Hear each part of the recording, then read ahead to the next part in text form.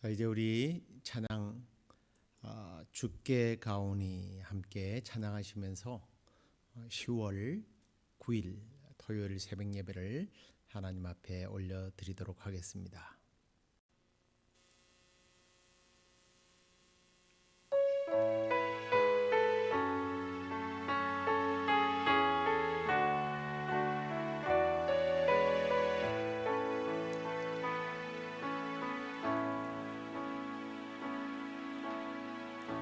주께 가오니 날 새롭게 하시고 주의 은혜를 부어주소서.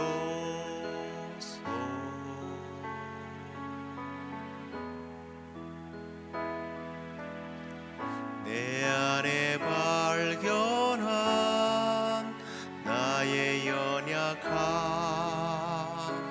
모두 벗어지리라.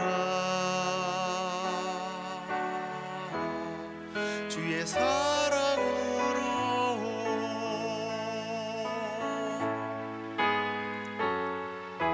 주 사랑 나를 붙드시고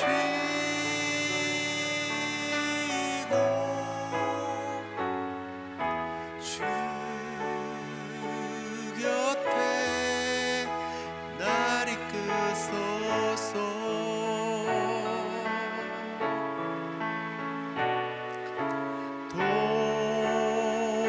독수리 날개쳐 올라가듯 나 주님과 함께 일어나 걸으리. 주의 사랑 안에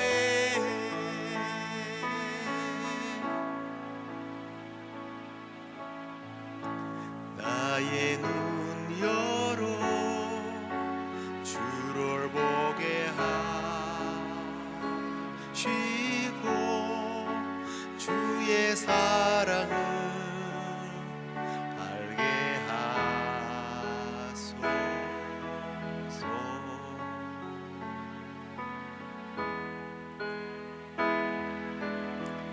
매일 나의 삶에 주 뜻 이루어지도록 새롭게 하소서. 주의 사랑으로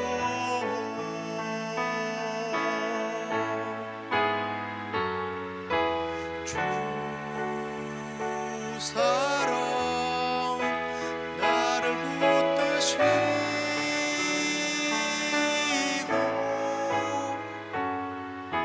주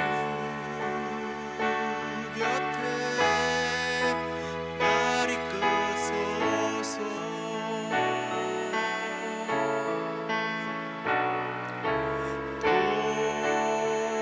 독수리 날개쳐 올라가듯 나 주님과 함께 일어나 걸으리. 주의 사랑 안에 나 주님과 함께 일어나 걸으리. 주의 사랑 안에.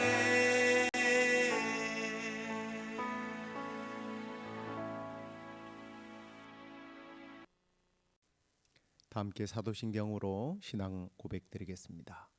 전능하사 천지를 만드신 하나님 아버지를 내가 믿사오며 그 외아들 우리 주 예수 그리스도를 믿사오니 이는 성령으로 잉태하사 동정녀 마리아에게 나시고 본디오 빌라도에게 고난을 받으사 십자가에 못 박혀 죽으시고 장사한 지 사흘 만에 죽은 자 가운데서 다시 살아나시며 하늘에 오르사 전능하신 하나님 우편에 앉아 계시다가 저리로서 산자와 죽은 자를 심판하러 오시리라. 성령을 믿사오며 거룩한 공회와 성도가 서로 교통하는 것과 죄를 사하여 주시는 것과 몸이 다시 사는 것과 영원히 사는 것을 믿사옵나이다. 아멘. 우리 찬양 하나 더 하도록 하겠습니다. 내 영혼의 그 깊은 데서 찬송하시겠습니다.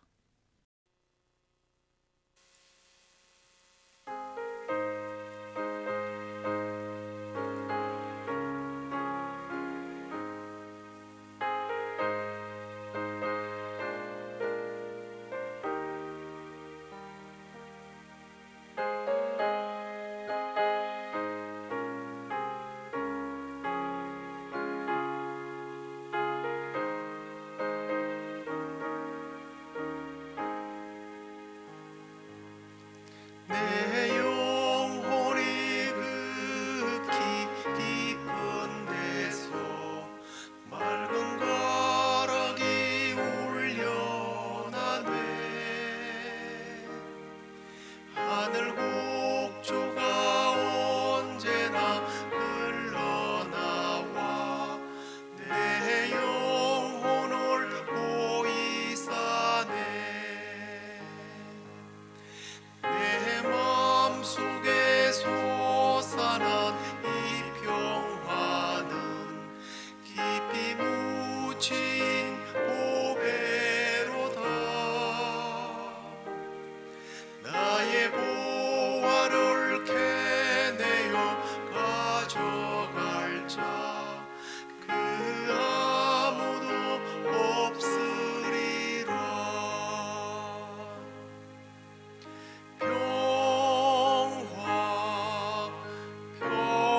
평화로다. 하늘 위에서 내려오네. 그 사랑의 물결이 영원토록 내 영혼을 덮으소서.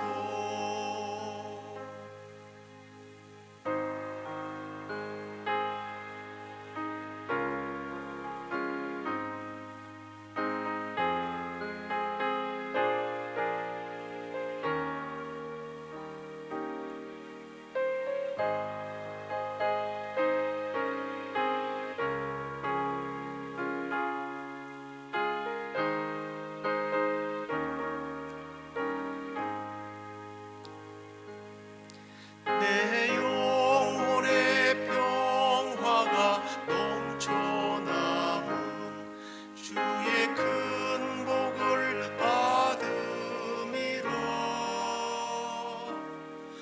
내가 주야로 주님과 함께 있어 내 영혼이 편히 쉬네. 이 땅 위에 험한 길 가는 동안 참된 평화가 어디 있나. 우리 모두 다 예수를 친구 삼아 참 평화를 누리겠네.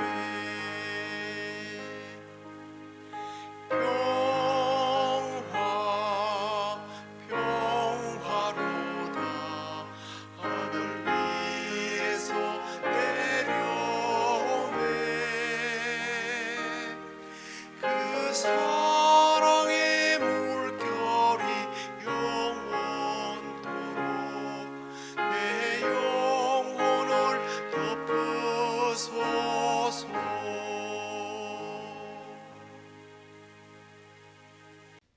이제 하나님 말씀 로마서 3장 20절 말씀 읽겠습니다. 그러므로 율법의 행위로 그의 앞에 의롭다 하심을 얻을 육체가 없나니 율법으로는 죄를 깨달음이니라. 아멘. 한번 더 읽겠습니다. 그러므로 율법의 행위로 그의 앞에 의롭다 하심을 얻을 육체가 없나니 율법으로는 죄를 깨달음이니라. 아멘. 건강한 주말을 보내고 계십니까? 우리가 토요일 새벽 예배는 화요일 교리 묵상들을 좀 더 깊은 묵상으로 나누고 있는데요. 교리라고 하는 것이 꼭 어렵게만 생각하시면 안 되고요. 그렇다고 해서 교리를 너무 쉽게 생각하거나 또 별것 아닌 것으로 여기서는 안 되겠죠. 그런데 이제 우리가 하이델베르크 요리 문답을 나누고 있는데요. 이 문답을 나누다 보니까 많은 성구들을 인용하게 됩니다. 각주로 이렇게 넣는데요. 괄호로 해서 사실 실제로는 더 많은 내용의 성구들이 있습니다만 지면상 중요한 성구 하나만 또 혹 필요하다면 2개 정도를 이렇게 기록하고 있는데요. 왜 이 요리 문답에 굳이 많은 성구들을 인용해야 할까? 뭐 좀 그런 생각도 없지 않아 있을 겁니다. 당연히 여러분들이 찾아서 읽으면 매우 많이 그리고 정말 큰 도움이 될 거예요. 그러나 굳이 읽을 필요를 못 느끼시는 분이나 아니면 게을러서 못 읽거나 그것도 아니라면 시간상 형편이 안 돼서 못 읽는 그런 분들이 틀림없이 있을 겁니다. 그럼에도 불구하고 제가 성구들을 꼭 소개하고 있는 것은 이 요리 문답이요, 교회 생활을 오래 해온 우리의 경험이나 또는 지식 혹은 상식 수준에서 만든 것이 아니라 이 모든 것이 하나님의 말씀으로부터 나온 것임을 밝히기 위해서 좀 부담은 되겠지만 인용한다는 것을 기억해 주셨으면 좋겠습니다.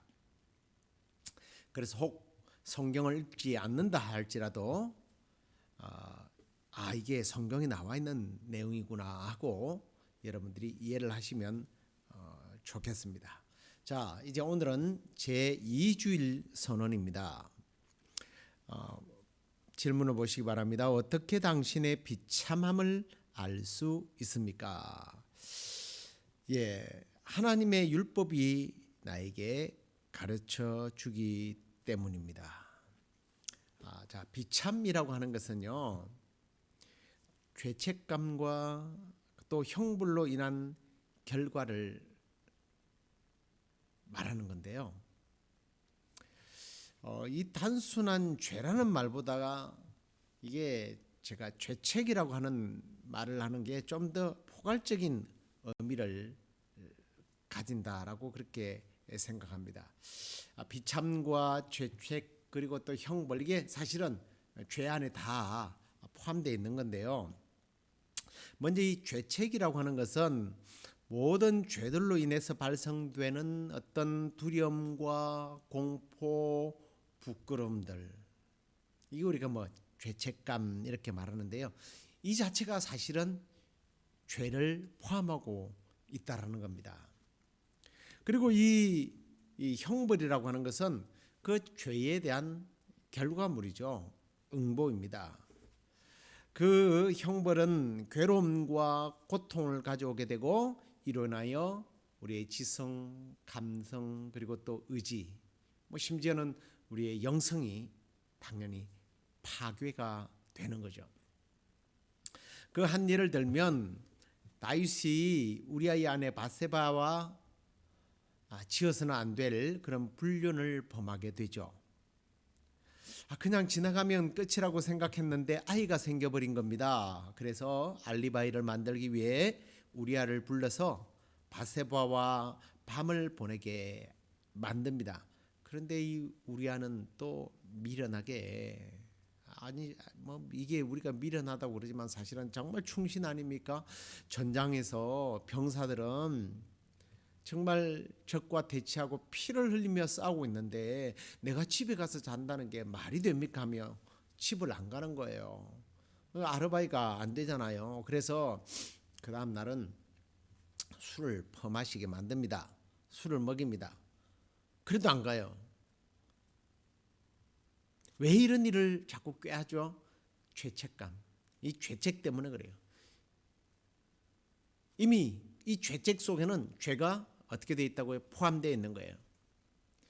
죄책의 악이 곧 죄이기 때문에 그래서 이 죄책은 다른 죄를 만들어냅니다. 그래서 결국은 우리아를 죽이기로 하죠.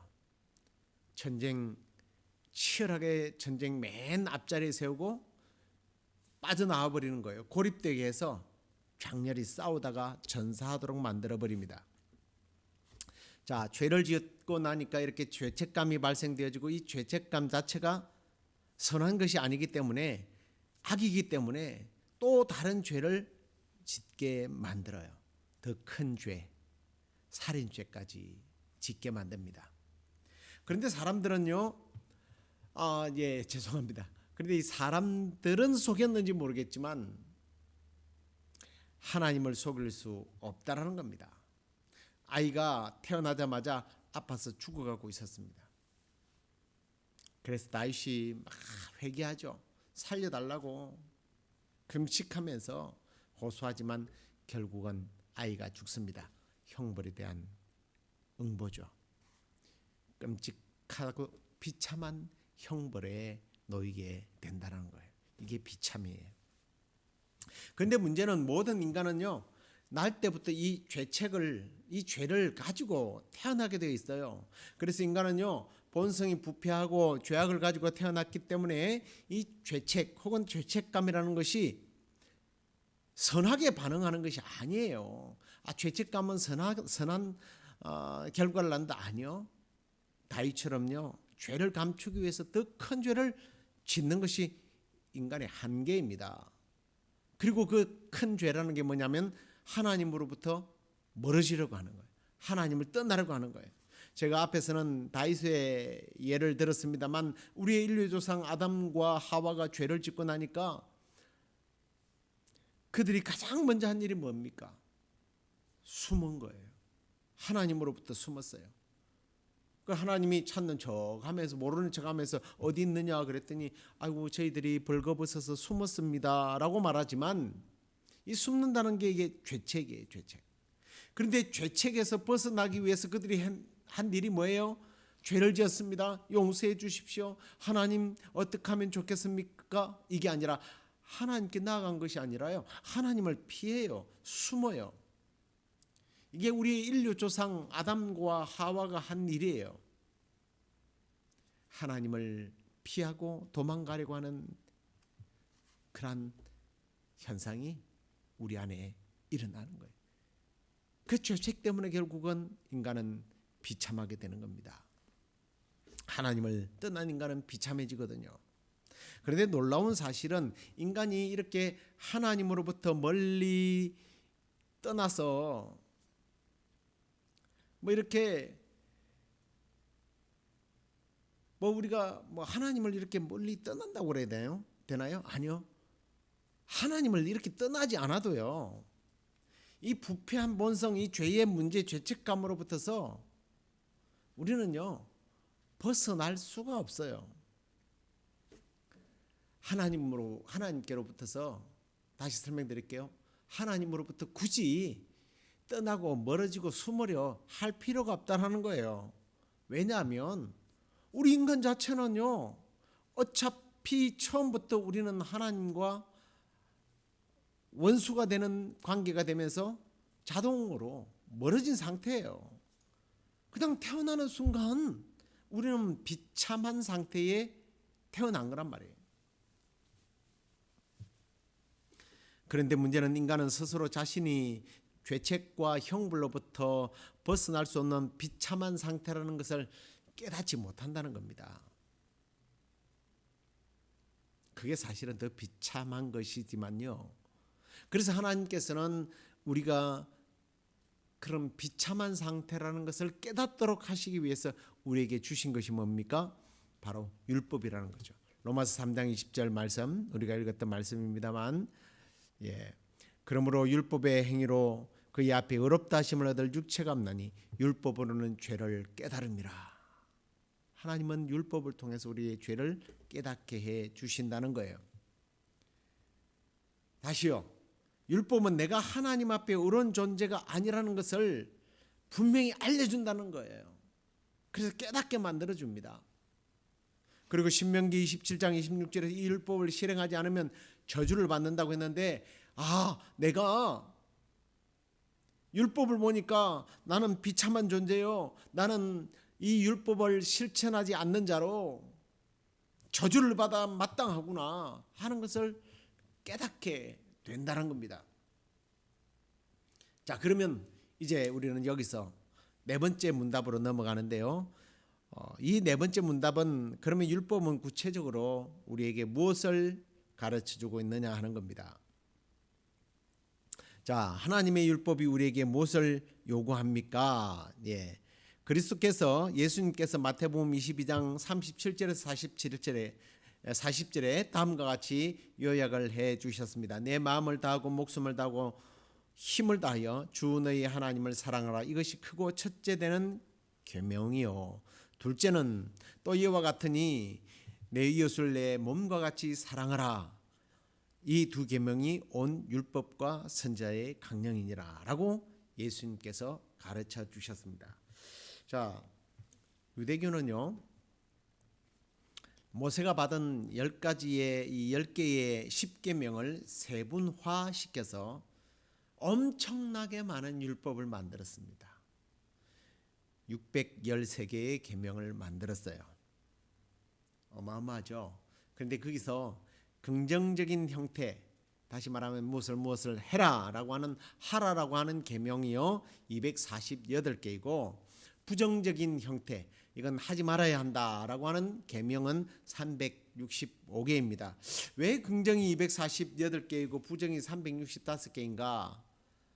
예, 이스라엘 사람들이 이제 주장하는 겁니다. 248개는 인간의 뼈 그리고 또 모든 장기의 숫자라고 그래요.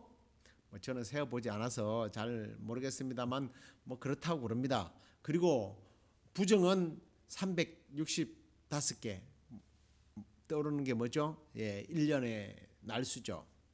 그래서 뭐 이런 의미라고 그럽니다. 1년 내내 하지 말아야 할 것들이 있는가 하면 우리 몸으로 열심히 해야 할 것이 있다라는 거예요.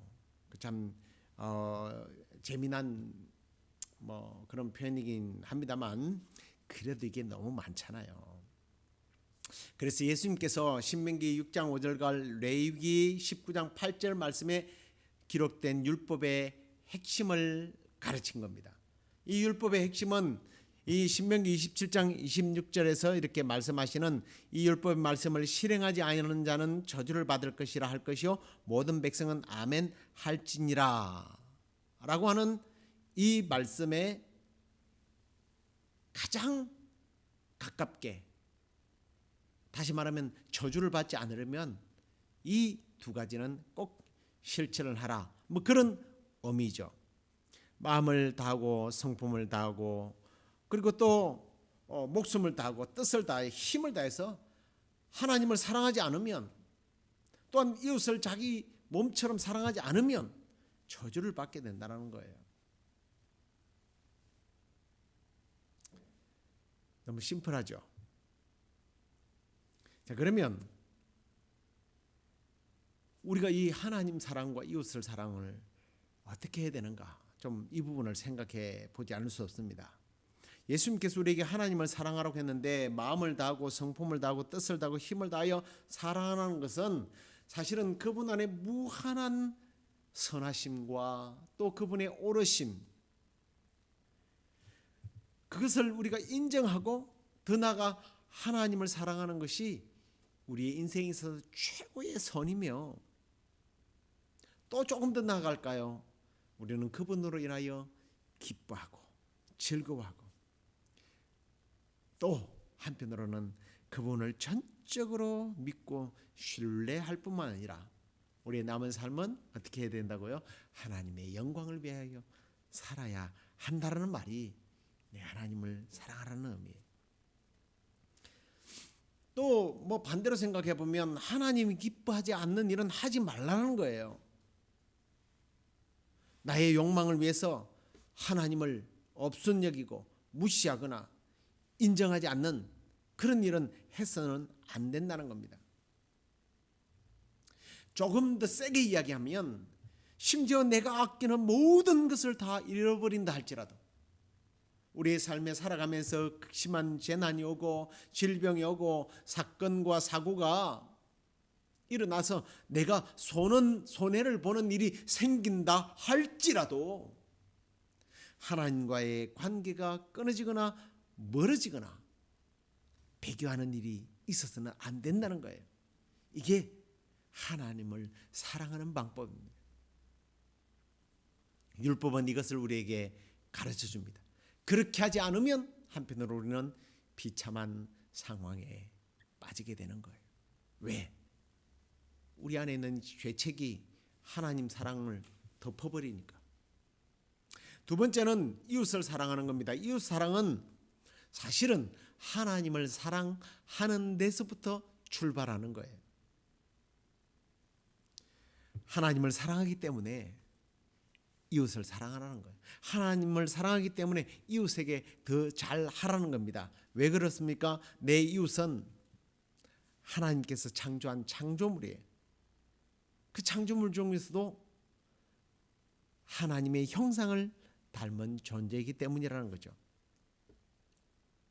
여기 내 이웃이라는 게 결국은 그냥 이웃 사람이 아니라 내 부모 형제를 포함하는 거죠. 공동체 안에 있는 사람들이에요.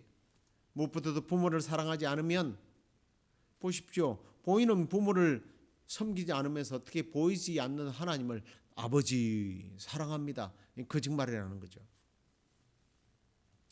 이웃의 것을 도둑질하면 하나님의 것을 도둑질하게 된다는 겁니다. 또 나아가서 이웃을 간음하는 자는 하나님께서 지으신 그 순수함을 파괴하는 행위이기 때문에 하나님은 해서는 안 된다는 거예요. 그런데 성경은요, 이것을 실천함에 있어서 좀 특이하게 적용을 시킵니다. 그게 뭡니까? 이웃을 내 자신처럼 사랑하라. 우리 주님은 내 몸처럼 사랑하라 그랬어요. 하나님에 대한 신앙으로 출발하는 것은 당연하지만 더욱더 우리는 실천을 더욱더 효과적으로 할 수 있도록 하기 위해서 이웃, 그들을 바로 나의 몸처럼 생각하고 사랑으로 실천하라는 겁니다. 너도 나도 다 하나님의 형상으로 만들어졌기 때문에 그런 거룩한 존재요, 존귀한 존재라는 겁니다. 자, 이제 말씀을 맺겠습니다. 우리 모든 인간은요, 죄책감을 가지고 태어난 존재예요. 죄를 가지고 태어난 존재라는 겁니다. 그래서 나는 비참한 상태예요. 지금은 아무렇지 않습니까? 그렇게 비참해 보이지 않습니까? 지옥의 형벌이 기다리고 있는 존재예요. 죄, 곧 죄책의 결과는 형벌이 뒤따르기 때문입니다. 근데 문제는 우리가 그런 존재라는 것을 깨닫지 못하기 때문에 하나님은 율법을 통해서 우리의 죄를 가르쳐 주시고 깨닫게 하십니다.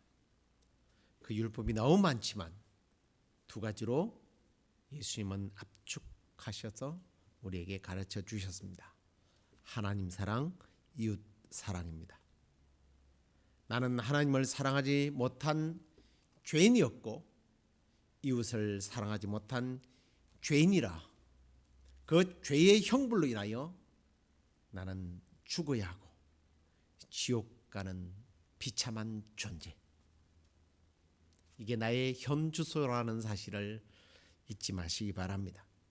그런데 이걸 알고 깨닫는 자만이, 깨닫게 되면 이 비참한 비극적인 나를 구원하기 위하여 예수님께서 이 땅에 오셨다는 것을 믿고 의지하고 내 죄를 회개하고 예수님을 영접하게 되는 거예요. 우리의 삶이 이제 죄책감에서 벗어나서 하나님 사랑과 이웃 사랑을 늘 실천하며 살아가는 저와 여러분이 되고, 또 우리를 죄책에서 구원하여 주신 우리 하나님께 늘 영광 올려드리며 하나님을 떠나지 않고 하나님과 함께 에녹처럼 동행하는 그런 복된 삶을 살아가는 저와 여러분 되기를 주의 이름으로 축원합니다. 기도하겠습니다. 허물과 죄로 말미암아 죽었던 우리 비참한 상태, 이 죄책감이 죄가 나로 하여금 하나님을 피하게 하고 하나님을 멀리하게 하며 이 죄책이 더 큰 죄를 짓도록 만들기에 우리는 결국은 비극적인 비참함에 빠질 수밖에 없는 존재들인데, 하나님께서 우리를 예수님을 보내셔서 구원하여 주시고 그 예수 그리스도를 믿을 때에 죄 없다 하시며 하나님의 자녀가 되는 권세를 주신 하나님을 찬양합니다. 과거에는 우리가 하나님을 사랑하지 못하고 이웃을 사랑하지 못하여 죄책에 사로잡히고 형벌이 뒤따랐지만, 이제 그 문제를 해결받은 우리는 더욱더 적극적으로 이제는 하나님을 사랑하고 이웃을 사랑하는 일에 최선을 다하는 저희들 되게 하여 주시옵소서. 우리의 기도들 가운데 오늘도 하나님 예수 그리스도 공로 의지하여 기도하는 모든 성도들의 기도를 받으시고 위로가 필요한 자들을 위로하시고, 주님 정결케 해야 할 자들이 있다면 정결케 하시며 은혜를 사모하는 자들에게 하나님의 은혜로 풍성케 되는 이 아침 되게 하여 주옵소서. 그렇게 하여 주시기를 소망하옵고 예수 그리스도의 이름으로 기도드리옵나이다. 아멘. 하늘에 계신 우리 아버지여, 이름이 거룩히 여김을 받으시오며 나라의 마옵시며 뜻이 하늘에서 이루어진 것 같이 땅에서도 이루어지이다. 오늘날 우리에게 일용할 양식을 주옵시고 우리가 우리에게 죄의 지은 자를 사하여 준 것 같이 우리의 죄를 사하여 주옵시고 우리를 시험에 들게 하지 마옵시고 다만